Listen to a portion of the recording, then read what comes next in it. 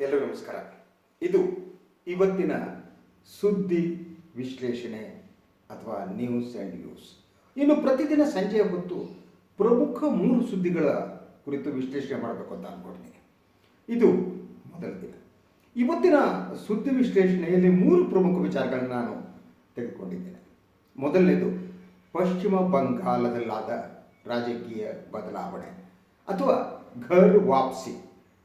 ಬಿಜೆಪಿಗೆ ತೆಕ್ಕೆಗೆ ಹೋಗಿದ್ದ ಒಬ್ಬ ನಾಯಕರುಗಳು ತಿರುಗಿ ತೃಣಮೂಲ ಕಾಂಗ್ರೆಸ್ಗೆ ಬರ್ತಿದ್ದಾರೆ. ಇದು ಮೊದಲ ಸುದ್ದಿ.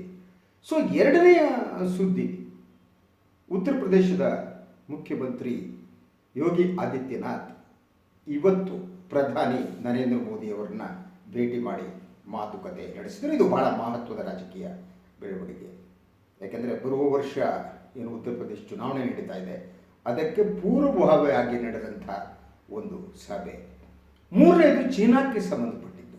ಇವತ್ತೇನು G7 ಸಮಿಟ್ ನಡೀತಾ ಇದೆ, ಭಾರತ ಕೂಡ ಆಹ್ವಾನಿಸಲಾಗಿದೆ. ಈ ಸಭೆಯ ಸಂದರ್ಭದಲ್ಲಿ ಚೀನಾ ಆಡಿರುವ ಮಾತುಗಳು ತುಂಬ ಮಹತ್ವದ್ದಾಗಿದೆ. ಚೀನಾ ಬದಲಾಗ್ತಾ ಇದೆಯಾ?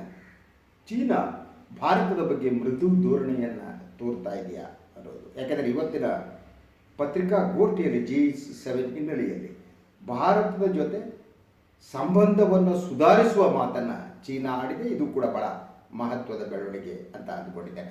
ನಾವು ಮೊದಲು ಪಶ್ಚಿಮ ಬಂಗಾಳ ಸುದ್ದಿಯಿಂದ ನೋಡೋಣ. ಪಶ್ಚಿಮ ಬಂಗಾಳದಲ್ಲಿ ಇವತ್ತು ಸಂಜೆ ಮುಕುಲ್ ರಾಯ್, ಭಾರತೀಯ ಜನತಾ ಪಕ್ಷದ ರಾಷ್ಟ್ರೀಯ ಉಪಾಧ್ಯಕ್ಷರು, ಅವರು ತೃಣಮೂಲ ಕಾಂಗ್ರೆಸ್ಗೆ ವಾಪಸ್ಸಾದರು. ಅವರ ಜೊತೆಗೆ ಅವರ ಮಗ ಕೂಡ.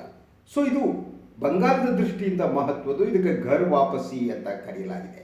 ಹಾಗೆಯೇ ಮಮತಾ ಬ್ಯಾನರ್ಜಿ ಅವರು ಮುಕುಲ್ ರಾಯ್ ಜೊತೆಗಿನ ತಮ್ಮ ಸಂಬಂಧವನ್ನು ಏನು ಅನ್ನೋದನ್ನು ವಿವರಿಸಿದ್ದಾರೆ. ಅದರಂತೆ ಮುಕುಲ್ ರಾಯ್ ಹೇಳಿರುವ ಮಾತುಗಳು, ಭಾರತೀಯ ಜನತಾ ಪಕ್ಷದಲ್ಲಿ ಯಾರೂ ಉಳಿಯೋದಕ್ಕೆ ಸಾಧ್ಯ ಆಗ್ತಾ ಇಲ್ಲ, ಆಗಲ್ಲ, ಎಲ್ಲರೂ ವಾಪಸ್ ಬರ್ತಾರೆ ಅಂತ.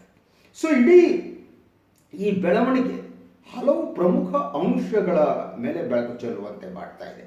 ಒಂದು, ಚುನಾವಣೆ ಬಂತು ಅನ್ನುವ ಕಾಲದಲ್ಲಿ ಯಾರನ್ನಾದರೂ ಎದಾಕಬಾರಯ್ಯ ಪವರ್ಫುಲ್ ಅನ್ನುವ ಮನಸ್ಥಿತಿ.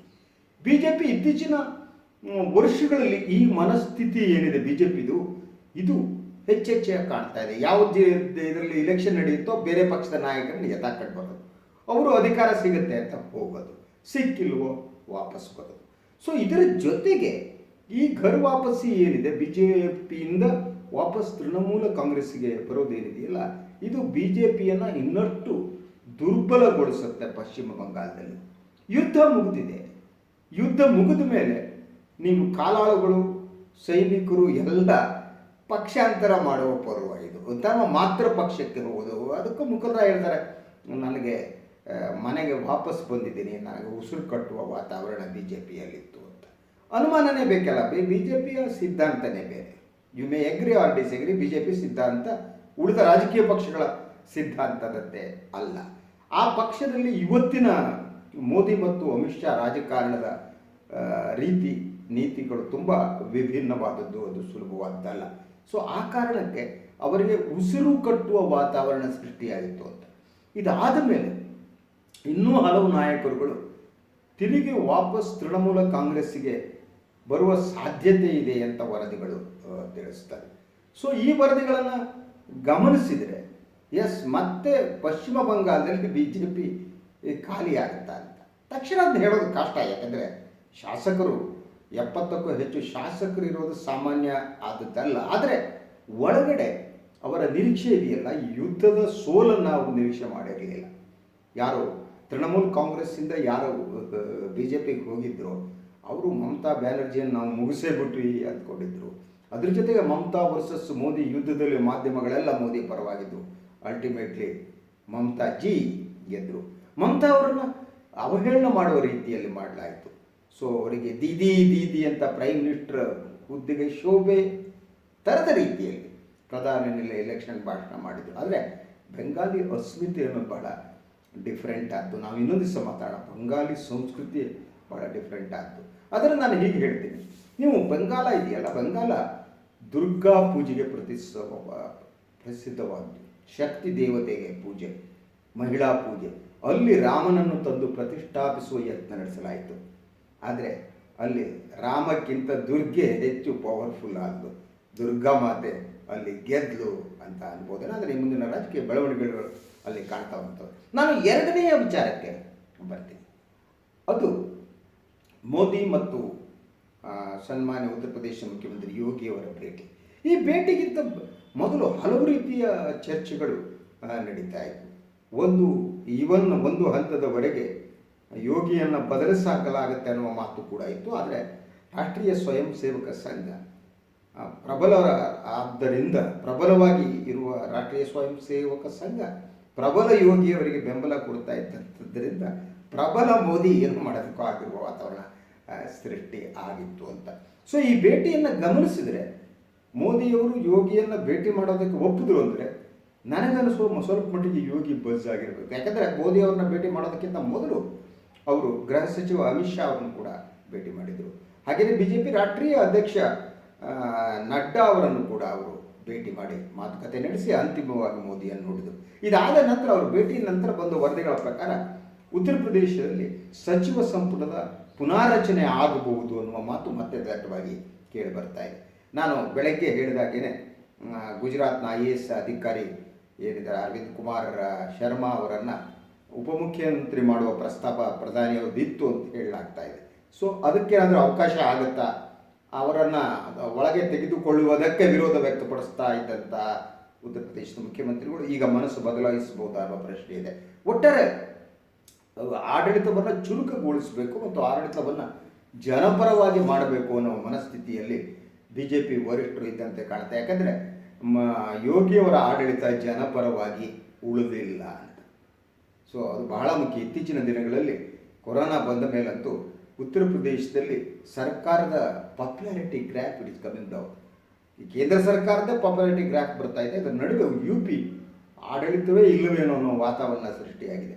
ಸೊ ನಿಮಗೆ ರೋಗ ಇದೆ ಅಂದರೆ ಬಡದು ಒಳಗಾಕಯ್ಯ, ಕೊರೋನಾ ಇದೆ ಅಂದರೆ ಒಡೆದಾಕಯ್ಯ, ನನಗೆ ಆಮ್ಲಜನಕ ಸಿಗ್ತಾ ಇಲ್ಲ ಹಾಸ್ಪಿಟ್ಲ್ ಅಂದರೆ ಬಡದು ಒಳಗಾಕಯ್ಯ, ದೇಶದ್ರೋಹ ಮತ್ತೊಂದು ಇನ್ನೊಂದು. ಪೊಲೀಸರಿಗೆ ಏನು ನೀವು ಜನರಲ್ಲಿ ಇದೆಲ್ಲ ಪೊಲೀಸರು ಮತ್ತು ಇವರು ಭಾಳ ಸುಲಭವಾದದ್ದು. ಕೇಸ್ ಹಾಕಬೇಕಾ ಜಾಡ್ಸಿ ಪದ್ಧತಿ ಆ ಸ್ಥಿತಿ ಇದೆ. ಆದ್ದರಿಂದ ಅದನ್ನು ಬದಲಿಸುವುದಕ್ಕೆ BJP ವರಿಷ್ಠರು ಯೋಚನೆ ಮಾಡ್ತಾರೆ ಅಂತ ಕಾಣುತ್ತೆ. ಯಾಕಂದರೆ ಇದು ಒಂದು ರೀತಿಯ ಅಪಾಯದ ಗಂಟೆ.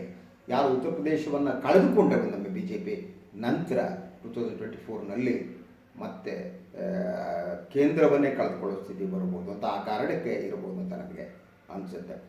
ಸೊ ಇದೊಂದು ಭಾಳ ಮಹತ್ವ ಸುದ್ದಿ. ಇನ್ನೊಂದು ಚೀನಾಕ್ಕೆ ಸಂಬಂಧಪಟ್ಟಾಗ ಇವತ್ತು ನಾನು ಪ್ರಮುಖ 3 ಸುದ್ದಿಗಳಲ್ಲಿ ಇದು ಕೊನೆಯ ಸುದ್ದಿ. ಇವತ್ತೇನು G7 ಸಮಿಟ್ ಪ್ರಾರಂಭ ಆಯಿತು. ಸೊ ಇದಕ್ಕೆ ಸಂಬಂಧಪಟ್ಟಾಗ ಇದು G7 ಹೋಗಿ G10 ಆಗುವ ಸಾಧ್ಯತೆಗಳಿವೆ. ಆ ಅನೌನ್ಸ್ಮೆಂಟ್ ಕೂಡ ಬರ್ತಾ ಇದೆ. ಭಾರತ ಇದರಲ್ಲಿ ಸೇರ್ಪಡೆ ಆಗ್ತದೆ. ಇದಕ್ಕೆಲ್ಲ ನಮಗೆ ಸಂತೋಷ ಪಡುವಂಥದ್ದು. G7 ಆಹ್ವಾನ ನೀಡಿದ್ದು ಸಂತೋಷ ಕೊಡುವಂಥದ್ದು. ಇದು ಭಾರತದಕ್ಕೆ ಸಿಕ್ಕ ಹೆಮ್ಮೆ. ಯಾವ ಪ್ರಧಾನಿಗಳಿಗೋ ಹೋಮ್ ಮಿನಿಸ್ಟ್ರಿಗೋ ಅಂತ ತಪ್ಪು ತಿಳ್ಕೊಬೇಡಿ. ಭಾರತದ ಬಗ್ಗೆ ಅಷ್ಟು ಗೌರವ ಇದೆ. ಇಟ್ಸ್ ಎಮರ್ಜಿಂಗ್ ಎಕಾನಮಿ ಅನ್ನುವ ಕಾರಣಕ್ಕಾಗಿ. ಸೊ ಈ G10 ಒಳಗೆ ಭಾರತ ಹೋಸಂದ್ರೆ ಆ ಒಂದು G7ನಲ್ಲಿ ಚೀನಾ ಕೂಡ ಇದೆ. ಇವತ್ತು ಚೀನಾದ ರಾಯಭಾರಿಗಳು ನೀಡಿರುವ ಹೇಳಿಕೆ ಭಾಳ ಮಹತ್ವದ್ದು. ನಾನು ನೋಡ್ತಾ ಇದ್ದಾಗ ಅವರು ಭಾರತ G7 ಸಮಿಟಿಗೆ ಬಂದಿದ್ದಕ್ಕೆ ಆಹ್ವಾನಿಸುವುದಕ್ಕೆ ಸ್ವಾಗತಿಸಿರುವ ಚೀನಾ ಇನ್ನೂ ಕೆಲವು ಮಾತುಗಳನ್ನು ಹೇಳಿದೆ. ಭಾರತದ ಜೊತೆ ಸಂಬಂಧವನ್ನು ಸುಧಾರಿಸಬೇಕಾಗಿದೆ. ನಾವು ಭಾರತದ ಜೊತೆ ಹೆಜ್ಜೆ ಹಾಕಬೇಕಾಗಿದೆ. ಭಾರತ ನಮ್ಮ ಜೊತೆಗೆ ಹೆಜ್ಜೆ ಹಾಕಬೇಕಾಗಿದೆ. ನಮ್ಮದು ವೈರಿ ರಾಷ್ಟ್ರವಲ್ಲ ಅನ್ನೋ ಮಾತನ್ನು ಭಾಳ ಸ್ಪಷ್ಟವಾಗಿ ಚೀನಾ ಹೇಳಿದೆ. ನಾವು ಸ್ನೇಹಿತರೇ, ವಿ ಆರ್ ಫ್ರೆಂಡ್ಲಿ, ಬಟ್ ನಮ್ಮ ನಡುವೆ ಕೆಲವು ಸಮಸ್ಯೆಗಳು ಇದ್ದದ್ದು ನಿಜ. ಗಡಿತಂಟೆ ಇತ್ತು, ಇನ್ನೊಂದಿತ್ತು. ನಾವೊಂದು ಮಾತುಕತೆ ಮೂಲಕ ಬಗೆಹರಿಸ್ಕೊತೀವಿ, ಭಾರತದ ಜೊತೆಗೆ ಹೆಜ್ಜೆ ಹಾಕ್ತೀವಿ ಅನ್ನೋದು ಇದು ಇಡೀ ಚೀನಾದ ನಿಲುಮೆಯಲ್ಲಿ ಆದ ಬದಲಾವಣೆ ಅಂತ ನನಗೆ ಅನಿಸುತ್ತೆ. ಯಾಕೆಂದರೆ ಭಾರತವನ್ನು ಮೆಟ್ಟಿ ನಿಲ್ಲುವ ಒಂದು ಯತ್ನ ಏನು ಚೀನಾ ನಡೆಸ್ತಲ್ಲ, ಅದರಲ್ಲಿ ವಿಫಲ ಆಯಿತು ಅಂತ.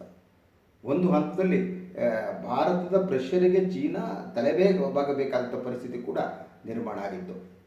ಈ ಒಂದು ಸ್ಥಿತಿ ಇದೆಯಲ್ಲ, ಇದರಿಂದಾಗಿ ಚೀನಾ ನನಗನ್ನಿಸುವ ಹಾಗೆ ಸ್ವಲ್ಪ ಮೆತ್ತಗಾಗಿದೆ ಅಂತ ನಮ್ಮಲ್ಲಿ. ಅಂದರೆ ಈ ಭಾರತ, ಈ ಒಂದು 21ನೇ ಶತಮಾನದ ಭಾರತ ಇದೆಯಲ್ಲ, ಇದು ಬೇರೆ ಅನ್ನೋದವರಿಗೆ ಗೊತ್ತಾಗಿದೆ.